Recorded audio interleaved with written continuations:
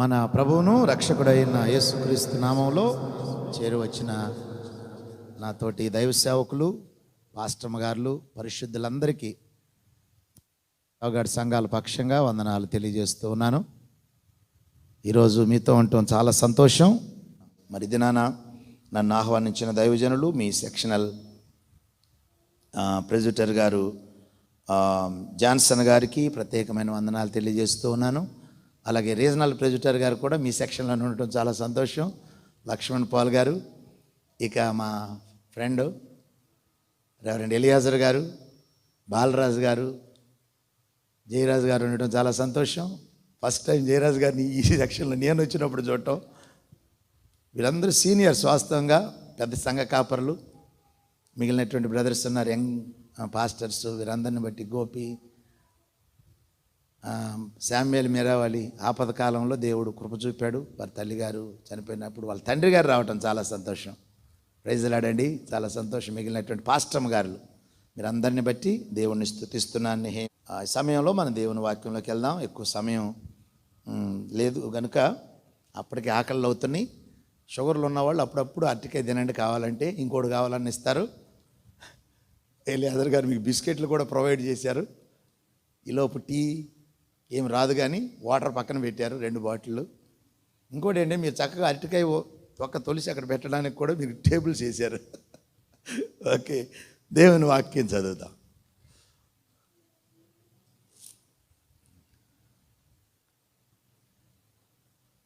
కొరింథీయులకు రాసిన మొదటి పత్రిక. మీరందరూ దైవజనులు కనుక ఈ వచనాలు ఎక్కువ ఎక్స్ప్లెనేషన్ ఇవ్వను, కానీ వాస్తవంగా ఒక వేదాంతపరమైన వర్తమానాన్ని చెప్పాలనుకుంటున్నాను. వేదాంతపరం అంటే దైవవాక్యానుసారమైనటువంటిదని అర్థం. కాబట్టి క్లుప్తంగా చెబుతాను. అయితే వచనాలు చదివిస్తున్నప్పుడు మీరు జాగ్రత్తగా చూచినట్లయితే నేను చెప్పేటువంటి అంశం మీకు అర్థమవుతుంది. కొరింథీయులకు రాసిన మొదటి పత్రిక 15వ అధ్యాయము 26వ వచనం. కడపట నశింపచేయబడు శత్రువు మరణము. చిన్న ప్రార్థన చేద్దాం. పరిశుద్ధుడవైన దేవా, ఇంతవరకు నేను మాట్లాడిన మాటలన్నీ మీరు విన్నారు. నీ చిత్తానికి విరుద్ధమైనది ఏది జరగకుండా కాపాడండి. నీ చిత్తానుసారమైనవన్నీ చేయటానికి కావలసిన శక్తిని నాకు, మా సహవాస నాయకులకు, మా సేవకులకు, పాస్టర్ములకు దయచేయండి. మేము నీ చిత్తం చేయాలని ఆశపడుతూ ఉన్నాం. నీ చిత్తమే నెరవేరాలి, నీ నామం మహింపరచబడాలి. నీ దివ్య వాక్యాన్ని మేము ధ్యానిస్తున్నాం. ఈ వాక్యంలో నుండి మాతో మాట్లాడమని యేసు నామంలో అడుగుచున్నాము తండ్రి, ఆమేన్. యేసు ప్రభు ఈ భూలోకంలో నరావతారిగా ఎందుకు పుట్టాడు, దాని గురించిన దైవవాక్యపరమైనటువంటి కొన్ని అంశాలు మీ ముందు ఉంచాలని నేను ఆశపడుతున్నాను.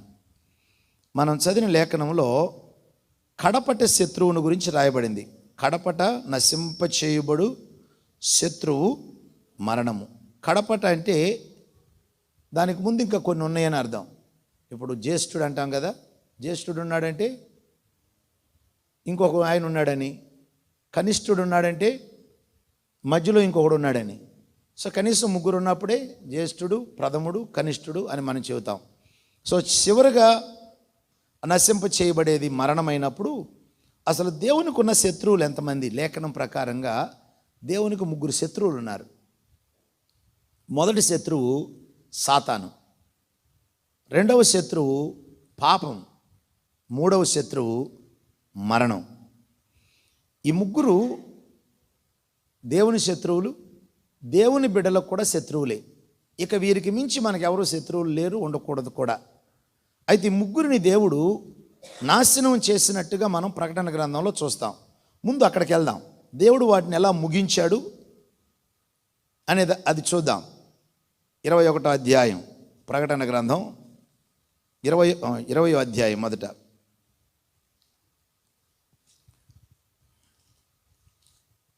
20వ అధ్యాయము 7వ వచనం నుండి 10వ వచనం వరకు చదివితే 10వ వచనంలో అపవాదిని బంధించాడు. వారిని మోసపరిచిన అపవాది అగ్ని గంధకములు గల గుండములో పడవేయబడిను. అచ్చట క్రూర మృగము అబద్ధ ప్రవక్త ఉన్నారు. వారు యుగయుగములు రాత్రింబగళ్ళు బాధింపబడుదురు. సో దేవుడు సాతాను యొక్క బెడదను ముగించాడు. సో వాడు ఎక్కడుంటాడు? ఇక యుగయుగాలు అగ్ని గంధకాలతో మండే గుండంలో ఉంటాడు. కాబట్టి సాతాను యొక్క ముగింపు కలిగింది. వాడు నాశనం అయిపోయాడు. ఇక వాడితో పరలోకవాసులకి ఎవరికి బెడదనేది ఇక ఉండదు. ఇక రెండవ శత్రువు, కడపటి శత్రువుని గురించి ఇక్కడ రాయబడి ఉంది, మరణము. 14వ వచనం. ఆ వచనాలన్నీ మీరు కొంచెం బేస్ తగ్గించాయి, ఇది హమ్ రాకుండా ఉంటుంది. 14వ వచనం, మరణమును మృతుల లోకమును అగ్నిగుండములో వేయబడెను. ఈ అగ్నిగుండము రెండవ మరణము. ఎవని పేరైనను జీవగ్రంథమందు రాయబడినట్టు కనబడినట్లా వారి అగ్నిగుండములో పడవేయబడెను. ఎవరు వారంటే మృతులు అని పైన లేఖనంలో ఉంటుంది. అక్కడ మనుషులే కానీ అక్కడ ఉపయోగించిన పదం ఏంటంటే మృతులు. ఎవరి మృతులు? మరణానికి గురైపోయినటువంటి మానవ జాతి అంతా కూడా, మనం కూడా వారిలో ఉన్నాం. కానీ ఇప్పుడు సజీవులమయ్యాం మనం క్రీస్తు ద్వారా. యేసుని ఎవరైతే అంగీకరించలేదో వారు మరణము సమస్తము కూడా దేవుడు సమాప్తి చేశాడు. సమాధిలో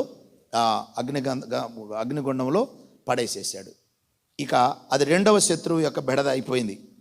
ఇక మరి ఒక శత్రువు ఎవరు? పాపము. ఈ పాపాన్ని యేసయ్య సిలువలో పరిహరించాడు. సిలువలో యేసయ్య పాపముతో పోరాడాడు అంటాడు హెబ్రీ గ్రంథకర్త. కాబట్టి పాపముతో పోరాడి మానవ పాపాన్ని సమాప్తి చేసేసాడు. ఎక్కడ చేశాడు? అందుకే మనం బల్లను ఆచరించేటప్పుడు రొట్టెను ద్రాక్ష రసాన్ని వేరువేరుగా చూస్తాం. రొట్టె ఆయన శరీరము, ఇక ద్రాక్ష రసం ఆయన రక్తం. ఆయన శరీరమందు మన ప్రాచీన పురుషుడైనటువంటి పాపము నశింప చేయబడింది. ఆయన పాప శరీరాకారంతో వచ్చి ఆయన శరీరమందు పాపమునకు శిక్ష విధించాడంటే తండ్రి అయిన దేవుడు తన కుమారుని పంపి పాపానికి శిక్ష విధించాడు. ఏంటి ఆ పాపం అంటే మానవుని యొక్క ప్రాచీన స్వభావం ఆయన శరీరంలో నాశనం చేయబడింది. ఇక మనం చేసిన పాపాలు ఉన్నాయి కదా, ఈ ప్రాచీన పురుషుడు చేసిన పాపాలు, అవి క్రియలు. ఆ క్రియలను రక్తము చేత కడిగివేశాడు. కాబట్టి ఇప్పుడు మన పాపము అనే దానికి పరిష్కారం కలిగిపోయింది. ఇది ఈ ముగ్గురు శత్రువులని దేవుడు నాశనం చేశాడు. అయితే వీటిని నాశనం చేయుట కొరకు దేవుడు ఉపయోగించిన ప్రణాళిక ఏంటి? అది మనం చూడబోతున్నాం. ఇవి ముగింపు. అయితే ఆ ముగింపు పలకటానికి దేవుడు నరుణ్ణి సృష్టించాల్సి వచ్చింది. కాబట్టి ఆ ప్రణాళికలో కుమారుడు భూలోకానికి రావటం అనేది ఒక భాగం. ఒక వచనాన్ని చదువుదాం. ఎబ్రీయులకు రాసిన పత్రిక 2వ అధ్యాయం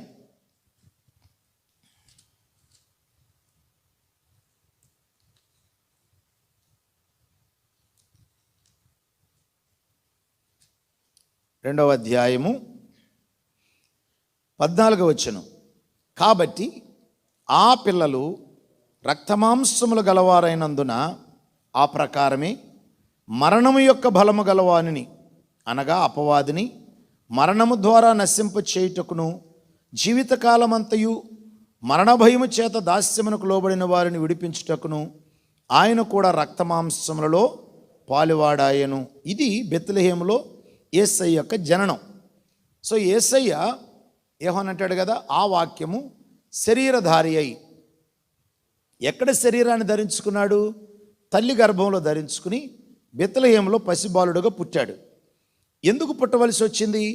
ఆయనకు ఒక శరీరం కావాలి. ఆయనకి శరీరం లేకున్నట్లయితే మన పాపానికి పరిహారము జరిగేది కాదు, మరణము సమాప్తి అయ్యేది కాదు, సాతానుడు కూడా నాశనం అయ్యేవాడు కాదు. కాబట్టి ముగ్గురిని ఎక్కడ యేసయ్య నాశనం చేశాడంటే శరీరధారి అయిన తర్వాత. మరొక వచనం కూడా చదువుదాం. హెబ్రీ పత్రికలోనే నీవు నాకు ఒక శరీరం అమర్చితి, 10వ అధ్యాయం అనుకుంటా, 10వ అధ్యాయము 5వ వచనం. కాబట్టి ఆయన ఈ లోకమందు ప్రవేశించినప్పుడు ఇలాగు చెప్పుచున్నాడు. ఎప్పుడు ఆయన ప్రవేశించాడు? ఆ వాక్యమై ఉన్నటువంటి దేవుడు మానవ రూపం దాల్చాడు. ఎక్కడ దాల్చాడు? మొదట కన్యమర్య గర్భంలోకి వచ్చాడు. ఆయన వచ్చినప్పుడు ఎందుకు వచ్చాడు? అసలు శరీరాన్ని ధరించుకోవాలి. ఇప్పుడు నేను మా అమ్మ కడుపులో శరీరాన్ని ధరించుకున్నాను. నేను ఎక్కడి నుంచి వచ్చాను? మా నాన్న కడుపులో నుంచి వచ్చా.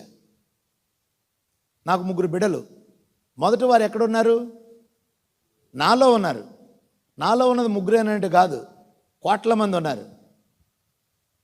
నా భార్య కడుపులోకి 3 వెళ్ళారు కాబట్టి వారు పుట్టారు, అక్కడ శరీరాన్ని ధరించుకున్నారు.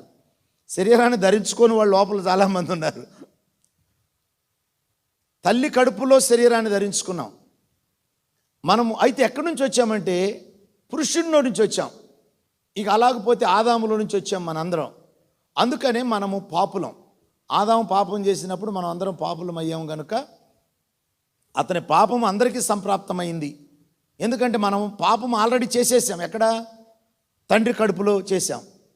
కాబట్టి పురుషుడికి పుట్టే ప్రతి మనుష్యుడు పాపి. మనం స్త్రీకి పుట్టినందుకు పాపులం కాలేదు, పురుషుడికి పుట్టినందుకు పాపులం అయ్యాం. అయితే యేసు స్త్రీకి పుట్టాడు, తండ్రి కడుపులో నుంచి రాలా. అది ఆ తండ్రి దగ్గర నుంచి వచ్చాడు. పరలోకం నుండి వచ్చి డైరెక్ట్గా తల్లి కడుపులో శరీరాన్ని అమర్చుకున్నాడు. అప్పుడు ఆయన పలికినటువంటి మాట, బలియు అర్పణయు నీవు కోరలేదు కానీ నాకొక శరీరమును అమర్చితివి. పూర్ణ హోమములను పాప పరిహారార్థ బలులను నీకు ఇష్టమైనవి కావు. అప్పుడు నేను గ్రంథపు చుట్టలో నన్ను గురించి రాయబడిన ప్రకారము దేవా నీ చిత్తము నెరవేర్చుటకు ఇదిగో నేను వచ్చి ఉన్నానంటిని. యేసయ్య అసలు భూమి మీద చేసిన పని ఏంటంటే సిలువలో బలి అవ్వటం కాదు. మొదటి పని చిత్తము చేయటం. సిలువలో బలి అవ్వటం అనేది తండ్రి చిత్తము కనుక బలి అయ్యాడు. అందుకే కదా గత్సేమనే మనంలో తండ్రి నీ చిత్తమైతే గిన్నె నా యొద్ద నుండి తొలగించు, అయినను నా చిత్తం కాదు. మనమేమనుకుంటామంటే దానికి భయపడి యేసయ్య అలా ప్రార్థించాడు అనుకుంటున్నాం. కాదు, ఆయన ప్రార్థించక మునుపు తండ్రి చిత్తము గిన్నె వేరువేరుగా కనబడుతూ ఉన్నాయి. 3 మారు ప్రార్థన అయిన తర్వాత మల్కు చెవిని నరికినప్పుడు పేతురుతో అంటాడు, నా తండ్రి ఇచ్చిన గిన్నెలోనే నేను తాగకుండా ఉందునా? ఇది నా తండ్రి చిత్తం, నేను తాగటం తండ్రి చిత్తం. ఇందుకొరకే నేను వచ్చాను. ఇది ఎవరు చెప్పారు? యేసయ్యకి తెలుసు. నా తండ్రి నిశ్చయపరిచాడు ఈ అందుకే కదా నిద్రపోయే వాళ్ళని లేపి ఇదిగో లోకాధికారి వచ్చుచున్నాడు, నడవండి, ఇది వాడి సమయం, మనుష్య కుమారుడు బంధించబడాలి, నేను సిద్ధంగా ఉన్నాను. ఎవరు చెప్పారు నువ్వు సిద్ధపడమని? తండ్రి చెప్పాడు. అలాగే యేసు ప్రభు అసలు భూమి మీద ఉన్నప్పుడు ఆయన చేసిన ఏకైక పని ఏంటంటే తండ్రి చిత్తం. నాకు ఒక శరీరం అమర్చావు, ఈ శరీరంతో నువ్వేం చేయాలని కోరతావో తండ్రి అది చేయటానికి నేను సిద్ధంగా ఉన్నాను. కొరడాలతో కొట్టిస్తావా? సిద్ధంగా ఉన్నాను. నువ్వు చెప్పకుండా నేను ఏది చేయను. కాబట్టి యేసయ్య భూమి మీద చేసిన పని ఏంటంటే తండ్రి చిత్తాన్ని నెరవేర్చడం. ఎందుకు? ఈ శరీరము ద్వారా ఈ 3 శత్రువులను నాశనం చేయాలి. అది దాన్ని యేసయ్య చేశాడు. అయితే ఇది చేయటము అనేది దేవుని యొక్క నిత్య ప్రణాళికలో ఒక భాగం. అసలు దేవుని నిత్య ప్రణాళిక మానవుడు కాదు, దేవదూతలు కాదు, తన కుమారుడు. ఏంటి తన కుమారుడు? తన కుమారుడు ఈ విశ్వములో అన్నిటిలో ప్రాముఖ్యత కలిగి ఉండాలి. అది మొట్టమొదటిది. ఇక రెండవది, ఈ కుమారుడే తండ్రి అయిన దేవుడు సమస్తములో ఆయనే సర్వమై ఉండాలి. అదే కొరింథీ పత్రికలు అంటాడు కదా, మీరు ఇందాక చదివినటువంటి లేఖనంలో 15వ అధ్యాయంలో తండ్రి కుమారునికి సమస్తమును లోబరిచినప్పుడు తన్ను తాను లోబరుచుకోలేదు కానీ సమస్తమును తన కుమారుడికి లోబరిచెను అని మళ్ళీ ఏమంటాడు? తనకు సమస్తాన్ని లోబరిచిన వానికి తండ్రి సమస్తములో సర్వమై ఉండునట్లుగా తండ్రికి కుమారుడు తను తానే సమర్పించుకొనెను. కాబట్టి ఈ విశ్వంలో ఆధిక్యత కలిగినటువంటి వాడు ఎవరంటే తండ్రి. తండ్రి సమస్తాన్ని కుమారుడికి లోబరిచాడు. ఎందుకంటే తన కుమారుడు ప్రాముఖ్యత గలవాడు కావాలి. ఆయన ఎందుకు ప్రాముఖ్యత గలవాడు కావాలి? ఈ కుమారుడే శత్రువైనటువంటి సాతానుణ్ణి, మరణాన్ని, పాపాన్ని నాశనం చేసినటువంటి వాడు. ఇది ఇలాగూ జరగాలనేది దేవుని యొక్క విశ్వ ప్రణాళిక, విశ్వానికి ముందుగానే తాను వేసుకున్నటువంటి ప్రణాళిక. ఆ ప్రణాళిక ప్రకారంగానే దేవుడు మొదట నరుణ్ణి సృష్టించాడు. ఇప్పుడు ఈ ముగ్గురిని ఎలాగూ దేవుడు నాశనం చేశాడు లేఖనంలో చూద్దాం. ఆదికాండం. దేవుని శత్రువులు ముగ్గురు అని చెప్పాను. మొదటి శత్రువు ఎవరు? సాతానుడు. వాడి నుంచే ఈ రెండు వచ్చినాయి. మిగిలిన రెండు కూడా పాపము, మరణం. అయితే మొదటి శత్రువు మొదటి నాశనం కావాలి కదా. వీడిని నాశనం చేయుటకు దేవుడు ఉపయోగించిన పనేంటి? మన అందరికీ తెలుసు. ఆదికాండం 1వ అధ్యాయం 1వ వచనంలో ఆదియందు దేవుడు భూమి ఆకాశములను సృజించెను. ఇక్కడ దేవుడు దూతగణాన్ని కూడా సృజించాడు. ఎహెచ్కేల్ గ్రంథ ప్రకారం లూసిఫర్ అనేటువంటి వాడు దూతగణములో ప్రథముడు. వాడికి మార్నింగ్ స్టార్ అని పేరుంది. వేకువ చుక్క అంటే దేవుని సృష్టి క్రమములో మొదటగా సృష్టించబడినటువంటి పూర్ణ జ్ఞానము, సంపూర్ణ సౌందర్యము కలిగినటువంటి ఒక కెరూబు. వీడికి దేవుడు అధికారం ఇచ్చాడు. ఏ అధికారాలు మనుష్యుడు తెచ్చుకోలేడు. ఎక్కడ దాకెందుకు? భార్యాభర్తల్లోనే ఇంటిలో యజమానుడు ఎవరు? పురుషుడా స్త్రీనా? అమ్మా, ఒక అబ్బాయికి అమ్మాయికి పెళ్ళయింది. అబ్బాయి ఏమో ఇంటర్మీడియట్ క్యాండిడేటు అనుకుందాం, అమ్మాయి ఏమో పిహెచ్డి చేసింది. పెళ్ళయిన తర్వాత ఎవరు యజమానుడు? ఇప్పుడు చెప్పండి. పురుషుడేనా? పిహెచ్డి చేసింది కదా అమ్మాయి, పురుషుడే. ఎందుకని? అతడు పురుషుడు కాబట్టి. పురుషుడిగా ఎవరు చేశారు? దేవుడు చేశాడు. కాబట్టి నువ్వు భర్త అనేటువంటి అధికారం ఎవరు ఇచ్చారంటే నువ్వు తెచ్చుకోవాలి, దేవుడు ఇచ్చాడు.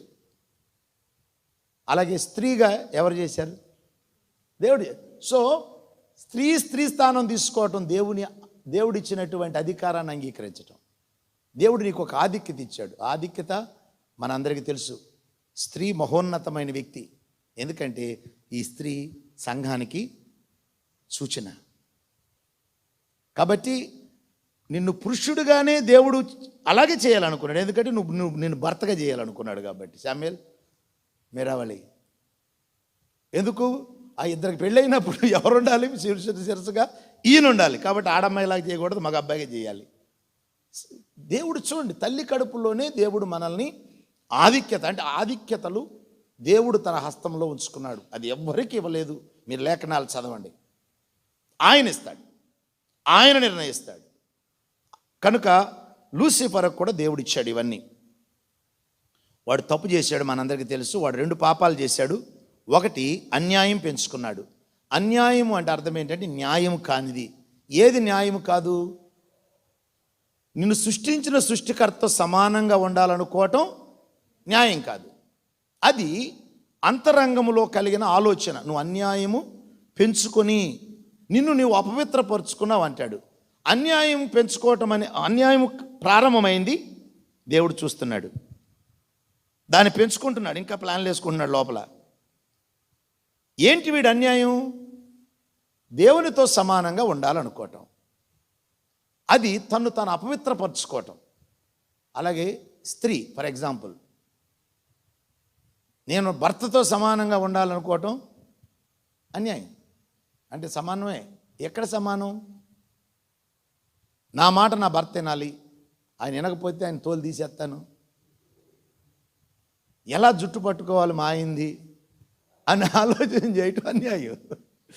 It's wrong. The true, this is true.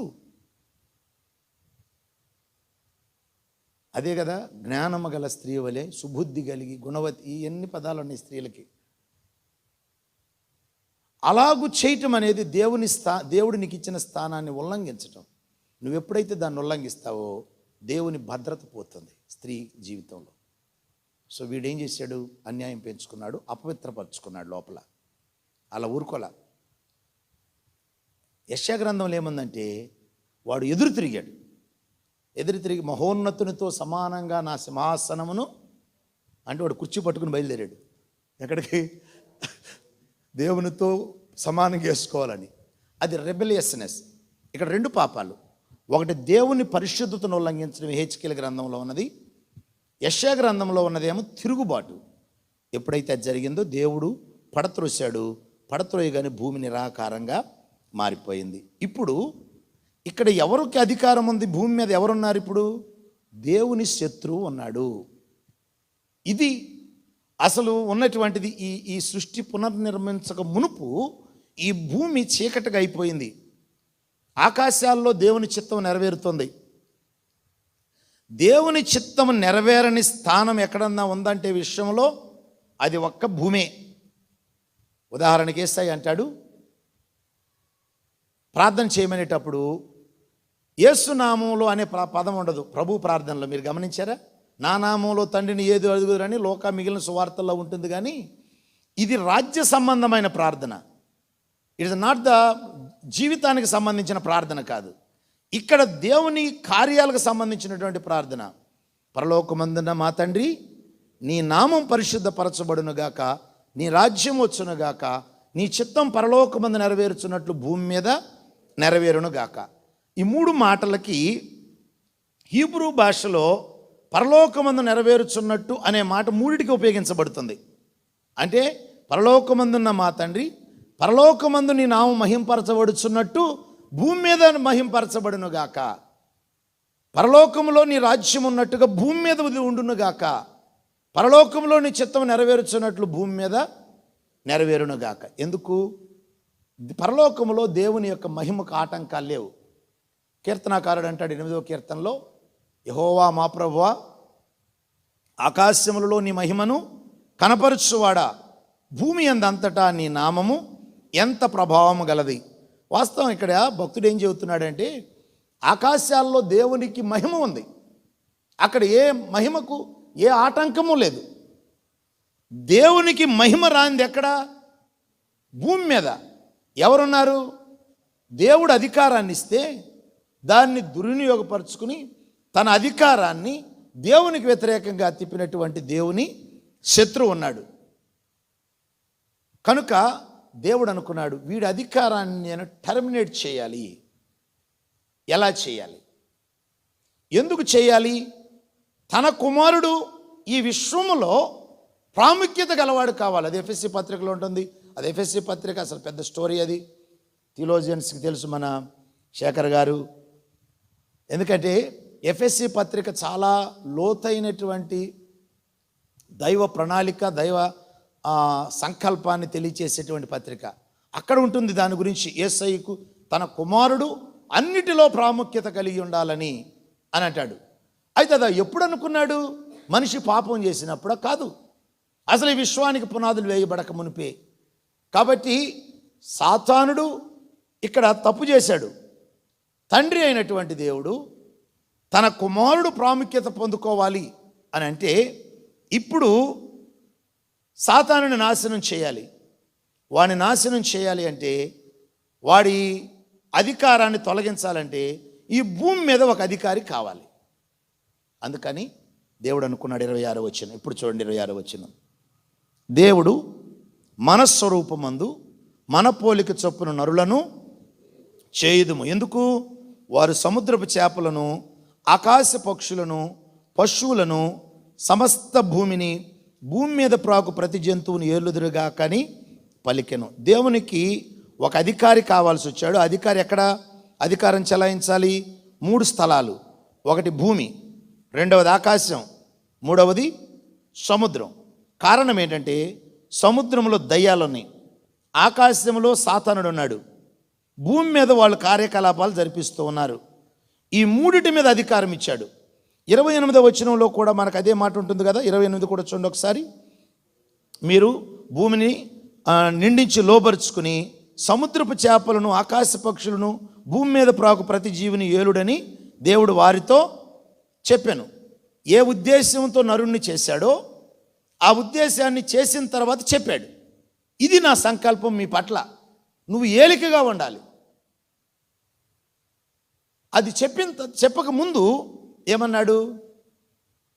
మీరు ఫలించండి, అభివృద్ధి చెందండి, విస్తరించండి, భూమిని నిండించండి, లోబరుచుకోండి. నా శత్రువు ఇక్కడ ఉన్నాడు, వాడిని లోబరుచుకోవటానికి ఈ భూమి అంతటా కూడా దేవుని జనాంగం రావాలి. ఇది దేవుని యొక్క ఆలోచన. అసలు ఈ భూమి మీద ఎవరు ఉండాలంటే దేవుని జనాంగం ఉండాలి, దైవ చిత్తం చేసేటువంటి వ్యక్తులు ఉండాలి. అందువలన దేవుడు అనుకున్నాడు, ఈ సాతాను యొక్క అధికారాన్ని నాశనం చేయాలి అంటే వారు మన స్వరూపము గలవారై ఉండాలి. కాబట్టి ఏలిక ఎలాంటి స్వరూప్యం గలవాడై ఉండాలి? దైవ స్వరూప్యం. మిగిలిన ముందు వచనాలు మీరు చదివినట్లయితే ఆదికాండం 1వ అధ్యాయం ఈ వచనాలు మీరు తర్వాత చదవండి, నేను జస్ట్ ఉన్న విషయాన్ని చెప్పేస్తాను. 11, 12 వచనాల్లో మూడింటిని దేవుడు సృష్టించాడు. 11, 12 వచనం చూడండి జాగ్రత్తగా. గడ్డి, చెట్లు, ఫలవృక్షాలు, ఈ మూడింటిని సృష్టించినప్పుడు దేవుడు అన్నాడు వాటి వాటి జాతి ప్రకారము అన్నాడు.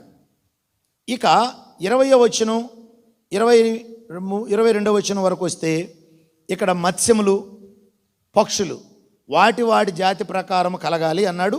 అలాగే కలిగినాయి. ఇక 24, 25 వచనాల్లోకి వస్తే అక్కడ పశువులు, అడవి జంతువులు, పాకే పురుగులు వీటిని కూడా ఏమన్నాడు? వాటి వాటి జాతి ప్రకారం అన్నాడు. అసలు ఈ కంపారిజన్ ఏంటి? వాస్తవంగా వాటి వాటి జాతి ప్రకారం అనేది మనకేదో కొంచెం తెలివి కావాలని కాదు. ఇక్కడ దేవుడు తర్వాత ఏం చేయబోతున్నాడో కంపేర్ చేస్తున్నాడు. ఈ భూమి మీద ఉన్నటువంటివన్నీ కూడా కుక్క జాతి. ఆ కుక్కల్లో కూడా రకరకాల జాతులు ఉన్నాయి. నువ్వు ఏదైనా తీసుకో, పక్షి జాతి అంతే. ఇక నరుణ్ణి సృష్టించాలి ఈ భూమి మీద. ఒక ప్రత్యేకమైన వ్యక్తి రావాలి. వారి జాతి ప్రకారం నరులను చేయుదుము అన్నాడా? మనస్వరూపమందు చేయుదుము. ఎందుకు? నరుడెవరు? ఇప్పుడు చెప్పండి, మనం ఎవరి జాతి? దైవ జాతి. హల్లెలూయా. ఇది దేవుని యొక్క ఉద్దేశం. అసలు ఈ విశ్వంలో రాబోయే యుగాల్లో కూడా మనము దేవుని తరువాత ఈ విశ్వమును ఏలబోయేటువంటి వారం మనము, దేవుని తరువాత మహోన్నత స్థానం కలిగిన వారం మనం. ఎందుకంటే మనం కుమారులం. ఇప్పుడు నా ఇంటిలో ఆధిక్యత ఎవరికి ఎక్కువ ఉంటుంది? కుక్కకు ఉంటుందా? ఆ కుక్క నాకు ఎదురు తిరిగింది అనుకోండి, ఏం చేస్తాను? అన్నం పెట్టుకోకుండా మాడుతుంది దాన్ని. ఇక అందరినీ కరుస్తుంది అనుకో, చివరికి నా బిడ్డనే కరుస్తుంది మొదలెట్టింది దానికి ఏం చేస్తాను? దీనికి ఎట్లా పొళ్ళన్నీ పీకి కానీ చంపలేము. అదే బిడ్డ ఎదురు తిరిగినప్పుడు కృంగిపోతాం.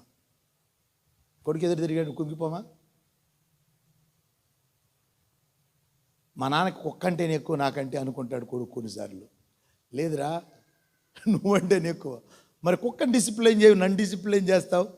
నువ్వు కొడుకు కాబట్టి నా తర్వాత నువ్వేరా.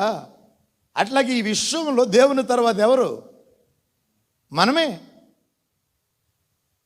అందుకే కదా కుమారుడు మన రూపం దాల్చాడు, మనకు ఆ స్థానాన్ని ఇవ్వటానికి. కాబట్టి ఈ విశ్వంలో ఆధిక్యత గలవాడు నరుడు. ఇంకొక విషయం మనం గమనించాలి. ఇక్కడ చాలాసార్లు మనం దేవుని యొద్దకు వెళ్ళేటప్పుడు ఒక బెగ్గరలాగా వెళ్తాం. దేవుని కృపను, కనికరాన్ని మనం జ్ఞాపకం చేసుకుని ఆయన స్తుతించడం ఎప్పుడు మంచిది. అయితే ఒక విషయం ఎప్పుడు మర్చిపోవద్దు. నువ్వు ఒక దరిద్రుడవు, పనికి మాలిన వాడవు, ఏదో దేవుడు ఒక బిస్కెట్ కుక్కకు పడేసినట్టుగా పడేసి రక్షణ బిస్కెట్ పడేశాడు అని అనుకోవద్దు. కాదు, దేవుని ఉద్దేశం ఏంటో తెలుసా? ఈ సాతానుని, శత్రువుని నాశనం చేయట కొరకు నిన్ను ఒక సంకల్పంతో దేవుడు సృష్టించాడు. మనం తప్పిపోయాం. అయినా దేవుడు ఏమంటాడంటే, నా కుమారుడు తిరిగి రా, నీ పట్ల నా సంకల్పం వేరు. నువ్వు నా శత్రువు లాంటి వాడవు కాదు. నా శత్రువుని నాశనం చేయటానికి నా స్వరూపంలో సృష్టించుకున్న వ్యక్తివి. అందుకని మన ప్రార్థన ద్వారా ఎలా ఉండాలంటే మారాలి. ఇప్పుడు ఈ గ్రామాలకు వచ్చాం, మన ప్రాంతంలో సేవ చేస్తున్నాం. ఈ ప్రజల కొరకు ఎందుకు ప్రార్థించాలి? ఈ ప్రజలు దేవుని వారైతే సాతానుడు నాశనం చేస్తున్నాడు, అది నా అంతరంగంలో ఉండాలి. వీళ్ళు దుర్మార్గులు కాదు, దేవుని ప్రజలు. ఈ నరుణ్ణి దేవుడు ఒక సంకల్పంతో సృష్టిస్తే దుష్టుడు నాశనం చేశాడు. ఇప్పుడు క్రీస్తు ద్వారా నేను రక్షించాలి. కాబట్టి దేవుని బిడ్డలారా, నరుడు చాలా ఆధిక్యత కలిగినటువంటి వాడు. అందుకే దేవుడు తన కుమారుని మనలను తన స్వారూప్యంలో సృష్టించాడు. అయితే ఇక్కడ ఒక విషయాన్ని మనం తెలుసుకోవాలి. ఈ స్వారూప్యం అసలు ఎవరిది? 27వ వచనం, దేవుడు తన స్వరూపమందు నరుని సృజించెను, దేవుని స్వరూపమందు వాని సృజించెను, స్త్రీని గాను పురుషుని గాను వారిని సృజించెను. 3 భాగాలు కదా. మొదటి 2 వాస్తవంగా ఒక భాగం ఒకటే. ఒకసారి చూడండి, దేవుడు తన స్వరూపమందు నరుని సృజించెను, అయిపోయింది కదా. దేవుడు తన స్వరూపం సృష్టించేశాడుగా. మరలా ఏంటి ఎక్స్ప్లెనేషన్? రెండోసారి దేవుని స్వరూపమందు వాని సృజించెను. ఏంటి అర్థం? అది దేవుడు తన స్వరూపమందు అంటే అయిపోయింది కదా. ఈ రెండవది ఎందుకు పెట్టాలి? మూడవది పెట్టాలి. ఎందుకంటే మనం అసలే పురుషాధిక్యత గల లోకం కాబట్టి, నువ్వు ఆదామును దేవుడు తన స్వరూపం సృష్టించాడు, నిన్ను సృష్టించలేదని మనం అంటామని దేవునికి ముందుగానే తెలుసు. అందుకని ఏమన్నాడు? స్త్రీని గాను పురుషుని గాను వారిని సృజించిన. ఎవరి స్వరూపమందు? దేవుని స్వరూపం. కానీ మధ్యలో అది అవసరం లేదు. ఎందుకు మధ్యలోది పెట్టాడంటే, ఆ స్వారూప్యం ఎవరిది? తండ్రిది కాదు, పరిశుద్ధాత్మనిది కాదు, కుమారునిది.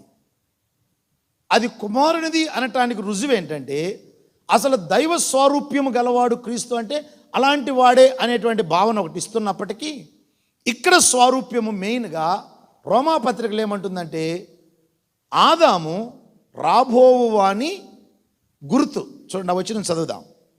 రోమా 5:8 అనుకుంటాను, 8-15 తీస్తే చదవండి. రోమాపత్రిక 5వ అధ్యాయము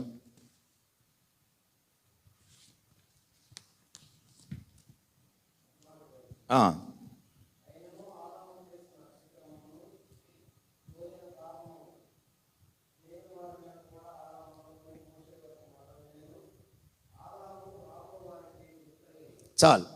ఆదాము రాబోవానికి గుర్తు. గుర్తు అంటే అర్థం ఏంటి? ఫోటో. ఇప్పుడు రేపు ఐజాక్కి పెళ్లి చేయాలనుకోండి, పాస్టర్ గారు నా దగ్గర నాకు ఒక ఫోటో పంపిస్తాడు. ఆల్రెడీ ఇక్కడ ఫోటో ఉంది, పిల్లగారిని చూపిస్తాను. ఎట్టుంటాడమ్మా అబ్బాయి,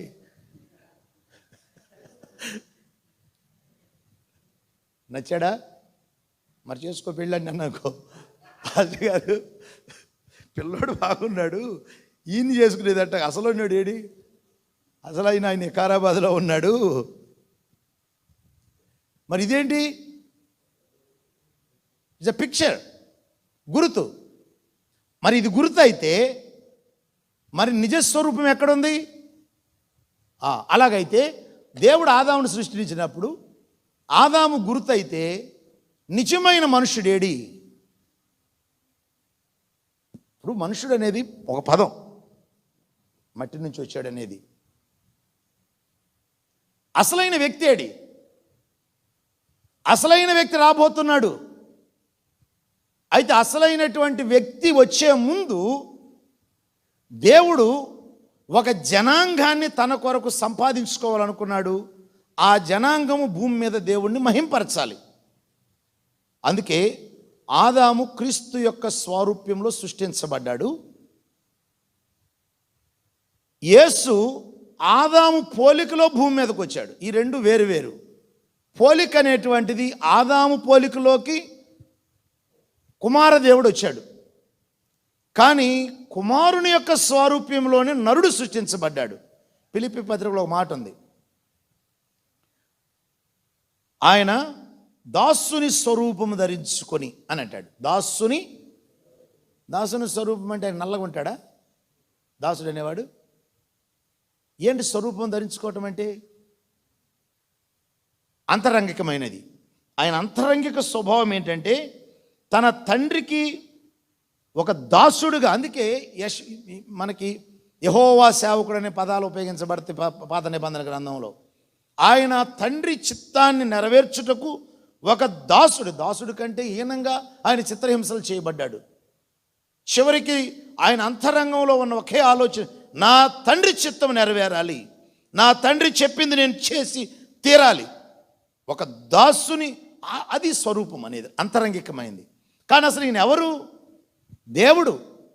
ఆయన దైవ స్వారూప్యం గలవాడు, దాసుని స్వారూప్యాన్ని ధరించుకున్నాడు. పోలికేమో మానవ పోలికగా పుట్టి అంటాడు అక్కడ ఫిలిప్పీలకు రాజు. ఆ మనుషుని పోలికగా కనబడి దాసుని స్వరూపాన్ని ధరించుకుని. ఎందుకు ఆ కంపారిజన్? ఆయన అక్కడి వాడై ఉండి ఇది ధరించుకున్నాడు. ఎందుకంటే తన స్వరూప్యంలో సృష్టించబడినటువంటి నరుడు బానిస అయిపోయాడు. ఎవరికి బానిసయ్యాడు? దేవుని శత్రువుకి బానిసయ్యాడు. కాబట్టి యేసయ్య ఒక మాటలో చెప్పాలంటే, ఆదామును దేవుడు సృష్టించినప్పుడు ఆదాముకి స్వారూప్యం ఉంది, కానీ క్రీస్తులో ఉన్న నిత్య జీవం ఆదాములో లేదు.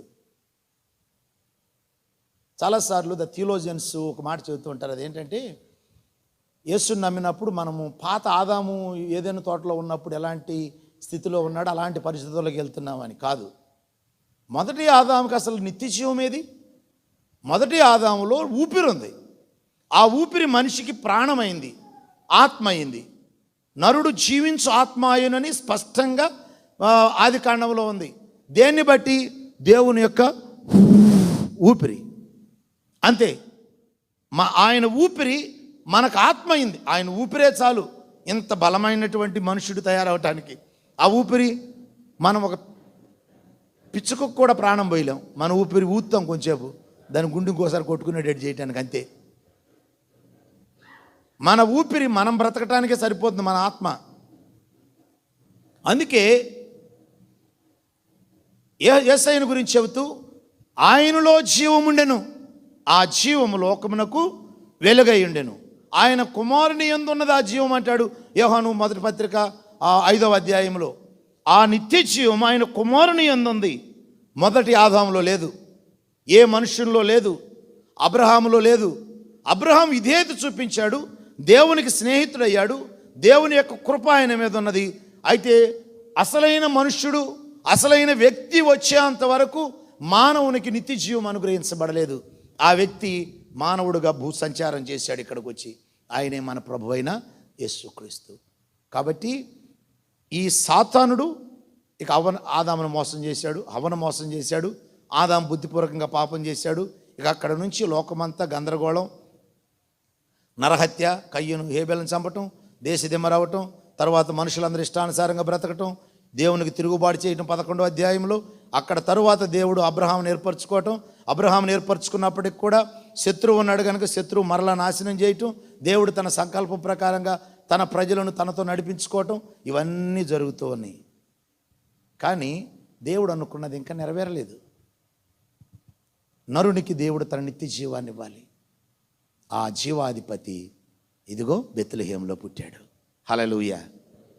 ఆయన పుట్టినప్పుడు ఆయనలో ఏముంది? నిత్య జీవం ఉంది. ఆ నిత్య జీవం కలిగినటువంటి యేసు సిలువలో 3 పనులు చేశాడు. 1, మన పాపానికి శిక్ష విధించాడు.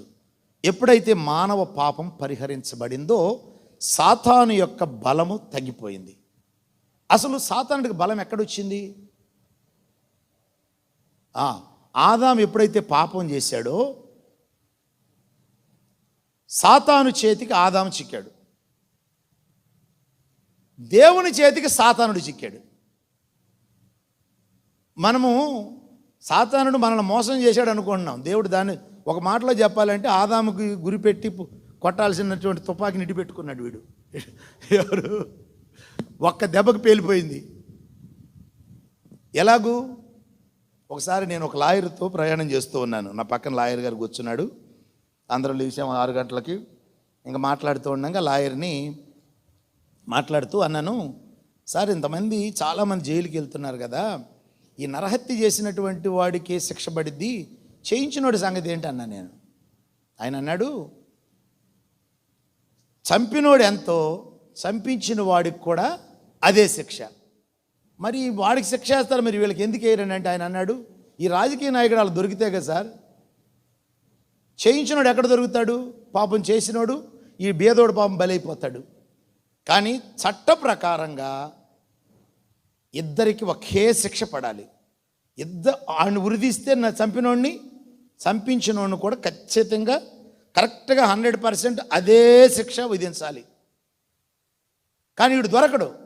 తర్వాత దేవుడు దొరికించుకుంటాడు అనుకోండి, ఇంకోటితో చంపిస్తాడు, అలవ్ చేస్తాడు. ఎందుకంటే దేవుడు అనుమతిస్తాడు. వాడు నరహత్య చేశాడు కదా. కాబట్టి ఇప్పుడు ఆదాముకి ఏ శిక్ష పడిందో సాతానుడికి కూడా అదే శిక్ష పడింది. సాతానుడు అనుకుంటున్నాడు, మనుషుడు నా చేతికి చిక్కాడు, దేవుని సంకల్పంలో ఉన్నటువంటి నరుడు అనుకుంటున్నాడు. కానీ దేవుడు అనుకుంటున్నాడు, నువ్వు నా చేతికి చిక్కావు. ఎలా చిక్కాడు? యేసయ్య అంటాడు, దేవుడు అంటాడు నరునితో, నువ్వు మన్ను, చివరికి మన్ను అయిపోతావు. కానీ సర్పంతో ఏమన్నాడంటే, నీవు భూమి మీద పాకుతావు.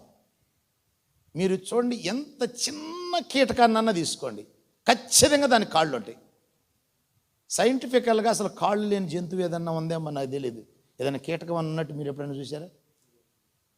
ఒక్క పాము తప్ప. మనకి కాళ్ళు ఉన్నాయి. ఈ కాళ్ళతో మనం నడుస్తున్నాం, భూమిని మనం అంటుకోం, మన కాళ్ళు అంటుకుంటాయి అంతే. కానీ పాము మాత్రం ఈ భూగోళాన్ని వాటేసుకుని ఉంటుంది, చుట్టుకొని. ఇది నాది. ఇది ఎప్పుడు దేవుడు దీన్ని నాశనం చేయబోతున్నాడు? క్రొత్త ఆకాశము, క్రొత్త భూమి, మహావేంట్రం ఇది లయమైపోయినప్పుడు ఇది కాలిపోయిందంటే ఇక్కడ వీడి స్థానం ఏది? వాడి స్థానం అది. అది రెండోది, నువ్వు మన్ను తింటావు. మనుషుడు మన్ను. మన్ను తినటం అనేది అర్థం ఏంటంటే, తిండి బలాన్ని ఇస్తుంది. నరుడు నీకు బలమయ్యాడు. అయితే మీ ఇద్దరికి ఒకే శిక్ష. మనము సంఖ్యాకాండంలో మోషే సర్పాన్ని పైకెత్తాడు కదా, దాన్ని చూచినప్పుడు, నిదానించి చూచినప్పుడు వీరికి విడుదల కలిగింది. కారణం ఏంటి? అది శాపగ్రస్తమైనటువంటి పాము బొమ్మ పెట్టడం ఏంటి అసలు? మోషే సర్పమును ఎత్తినట్లు మనుష్య కుమారుడు ఎత్తబడవలెను. ఎందుకంటే మనుష్య కుమారుడు ఎత్తబడినప్పుడు 2 కార్యాలు దేవుడు ఒకే దెబ్బకు పరిహరించాడు. ఒకటి, మానవ పాపం ఎప్పుడైతే పరిహరించబడిందో సాతాను యొక్క గ్రిప్ పోయింది. రెండవది, సాతాను యొక్క అధికారాన్ని దేవుడు అక్కడ టర్మినేట్ చేశాడు. ఎక్కడ? సిలువలో. కాబట్టి సిలువలో జరిగినటువంటిది ఏంటంటే, యేసయ్య యొక్క మానవుని యొక్క పాపం పరిహరించబడింది ఒకటి. ఇక రెండవది, మనుషుడు ఎప్పుడైతే చచ్చిపోయాడో సాతానుడు అధికారం, మనిషి మీద ఉన్నటువంటి సాతానుడి యొక్క అధికారము తొలగించబడింది. ఉదాహరణకి, నువ్వు అప్పులో డబ్బు ఇచ్చావు ఒకడికి, 1,00,000 రూపాయలు, నువ్వు రోజు వెళ్తున్నావు, వాడు ఎవరితో ఇస్తలా, ఒకరోజు వెళ్ళేసరికి అక్కడ చచ్చిపోయాడు. ఎవరిని అడుగుతావు అప్పు? చచ్చినోడే డబ్బు కడతాడు. నువ్వు అనుకున్నావు 1,00,000 రూపాయలు ఇస్తాడు, 1,00,000 రూపాయలు సంచి తీసుకుని వెళ్ళావు, సంచి మడుచుకుని జేబులో పెట్టుకున్నావు. ఏమైంది? ప్రామిసరీ నోట్లు కానీ ఏ నోట్లు ఉన్నా తీసేయాల్సింది. అదే కొలసీ పత్రికలు అంటాడు, మనిషికి వ్యతిరేకంగా ఉన్నటువంటి ఆ ధర్మశాస్త్రమును కొట్టేసి తన చేవరాతను తుడిచివేసాడు. ఇది అసలు ఇదంతా ఏంటంటే, ఇవన్నీ డిఫరెంట్ ఆస్పెక్ట్స్ అయినా చివరికి ఒకటే విషయం, మానవ పాపం పరిహరించబడింది. ఎక్కడ? ఎలాగూ? మనుషుడు చంపబడ్డాడు సిలువలో. మొదటి ఆదాము చంపబడ్డాడు, కడపటి ఆదాము. రెండవది, ఈ చంపబడిన తరువాత రెండవ మనుష్యుడిగా తిరిగి లేచాడు క్రీస్తు. ఎప్పుడైతే తిరిగి లేచాడో తండ్రి ఆయన్ని హెచ్చించి అన్ని నామముల కంటే పైనామాన్ని ఇచ్చి ఇప్పుడు కుమారునితో చెబుతున్నాడు, నా కుమారుడా, ఆకాశమందు పరలోకమందు భూమి మీద నీకు అధికారం ఇస్తున్నాను.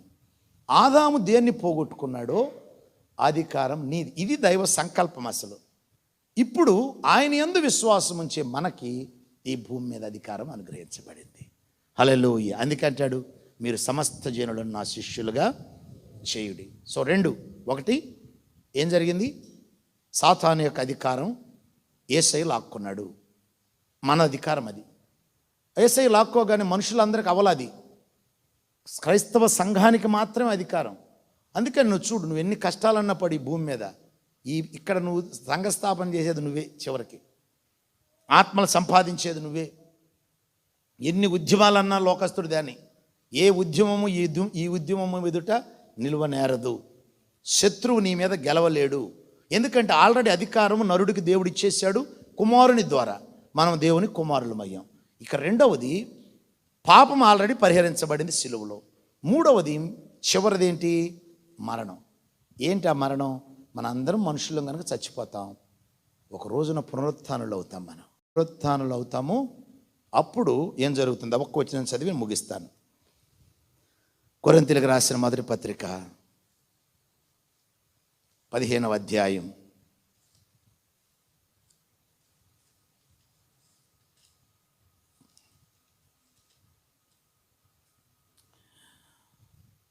54వ వచనం. ఈ క్షయమైనది అక్షయతను ధరించుకున్నప్పుడు, ఈ మర్త్యమైనది అమర్త్యతను ధరించుకున్నప్పుడు విజయమందు మరణము మృంగివేయబడెను అని రాయబడిన వాక్యము నెరవేరును. ఓ మరణమా, నీ విజయం ఎక్కడా? ఓ మరణమా, నీ ముళ్ళెక్కడ? మరణపు ముళ్ళు పాపము, పాపమునకున్న బలము ధర్మశాస్త్రమే. అయినను మన ప్రభువైన యేసు క్రీస్తు మూలముగా మనకు జయము అనుగ్రహించుచున్న దేవునికి స్తోత్రము కలుగునుగాక. కాగా నా ప్రియ సహోదరులారా, మీ ప్రయాసము ప్రభువునందు వ్యర్థము కాదని ఎరిగి స్థిరులను కదలని వారును ప్రభు కార్యాభివృద్ధి యందు ఎప్పటికీ ఆసక్తులునై ఉండుడి. ఎప్పుడంటే మనం ఎప్పుడైతే పునరుత్థానులమై తిరిగి లెగుస్తామో, ఇక మరణము విజయమందు మింగివేయబడుతుంది. అది చివరి కడపటి శత్రువు. ఎక్కడ పడద్రోయబడ్డాడు? చివరికి మృతుల లోకం, సాతానుడు ఉండేటువంటి అగ్నిగంధకాలతో మండే గుండంలో. మొన్న నేను మన జాన్ గారు చనిపోయినప్పుడు భూస్థాపన కార్యక్రమానికి వెళ్ళాను. ఇంకా పెట్టి లోపల పెట్టారు. పాపం అట్లా పండుకున్నట్టుగానే ఉన్నాడు. నాకు చూస్తుంటే నాకు అనిపించింది, ఈయన మరణానికి, కరోనా వచ్చి చనిపోయినటువంటి వేరే వారి మరణానికి తేడా ఏంటి? ఈయన లెగుస్తాడు. కారణం, ఈయనలో పునరుత్థానుడు ఉన్నాడు. పాతి పెట్టబడింది శవమే. ఎవరున్నారు ఈయనలో? పునరుత్థానుడైన యేసు, జీవమైన యేసు. మార్పు అది చూడగా నాకేమనిపించిందంటే, మేమందరం ఒట్టి తొడుగు లాంటి వాళ్ళమే కదా. ఈ తొడుగుకి మహిమ ఎక్కడి నుంచి వస్తుందంటే, మాలో ఉన్న ప్రభు జీవాధిపతి.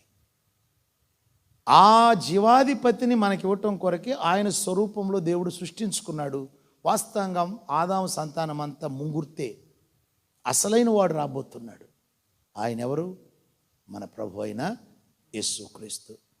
ఆయన ఈ మరణాన్ని, సాతానుని జయించుట కొరకు శరీరధారి కావాల్సి వచ్చింది. అదే క్రిస్మస్. ఆ రోజున మానవ రూపం దాల్చాడు ఈ 3 కార్యాలు చేయటానికి. సాతానుడి యొక్క అధికారాన్ని టెర్మినేట్ చేసి తన అధికారాన్ని భూమి మీద స్థాపించడం. ఒకటి, మానవ పాపాన్ని పరిహరించి మానవునికి రక్షణ ఇవ్వటం, నిత్య జీవాన్ని ఇవ్వటం. ఇక చివరికి ఈ విశ్వములోనే ఉన్నటువంటి మరణాన్ని పూర్తిగా తొలగించి మృతుల లోకాన్ని, మరణాన్ని తీసి అగ్నిగంధకాలతో మండే గుండంలో పడవేయటం. ఇక్కడ తర్వాత నిత్యత్వం ప్రారంభమవుతుంది. అక్కడ ఏమని ఉంటుందంటే, అపవిత్రమైనది కానీ, అసహ్యమైనది కానీ, హేయమైనది కానీ మరి ఏది కూడా అక్కడ ఉండదు. కాబట్టి దేవుని బిడ్డలారా, ఇది మన పట్ల దేవుని సంకల్పం. చాలాసార్లు మనం ఏమనుకున్నాం, సేవ చేస్తూ నేను కష్టపడుతున్నాను, దేవుడు నన్ను పట్టించుకోవట్లేదు, మేము దిక్కులేని వాళ్ళం కాదు. God has a purpose for your life. నిన్ను దేవుడు కావాలని ఆ గ్రామంలో నిలిపాడు. తన నామాన్ని అక్కడ నువ్వు మహింపరచాలని. ఆయనకున్నవన్నీ నీకు ఇచ్చాడు. తన జీవాన్ని ఇచ్చాడు, తన ఆత్మనిచ్చాడు, సమస్తమును మనకు అనుగ్రహించాడు. మనము దాన్ని ఉపయోగించటలా. ఈ సత్యము మనకు తెలియనివ్వట్లేదు సాతానుడు. ఏదో లేఖనాలు పైపైన చదివేసుకుంటాం కాబట్టి మనలో ఆ నిశ్చయిత కలగట్లేదు. నేను ఒక ఉద్దేశంతో ఉన్నాను, సాతాను నువ్వు నన్ను ఏం చేయగలవు. అందుకే కదా పౌలు అంటాడు, కొరడాలతో కొట్టించుకున్నా సరే పౌలు సవాల్ చేశాడు, నేను సువార్త నేను చావనైనా చేస్తాను, సువార్త ప్రకటించడం నేను మానను, సువార్త విషయమై నేను సిగ్గుపడువాడిని కాను. అగబ్ అనేటువంటి వ్యక్తి వచ్చి ఇతను ఎలాగ బంధిస్తారని చెప్పినప్పుడు తను ఏమంటాడంటే, మీరు ఎందుకు ఏడ్చినా గుండె పగలు కొడతారు, నేను చావటానికై యెరూషలేములో నేను సిద్ధముగా ఉన్నాను. ఎందుకంటే సాతానుడు ఇవన్నీ చేస్తున్నాడు, వాడిని నాశనం చేసి దైవ రాజ్య స్థాపన చేయటానికి నేను వెళుతూ ఉన్నాను. ఆ ఉద్దేశంతోనే నా ప్రభు తన కుమారుని యందు రక్షించుకున్నాడు. నిన్ను అందుకు దేవుడు రక్షించుకున్నాడు. ఆయన రాజ్య స్థాపన చేయటే మన జీవిత ధ్యేయముగా ఉండాలి.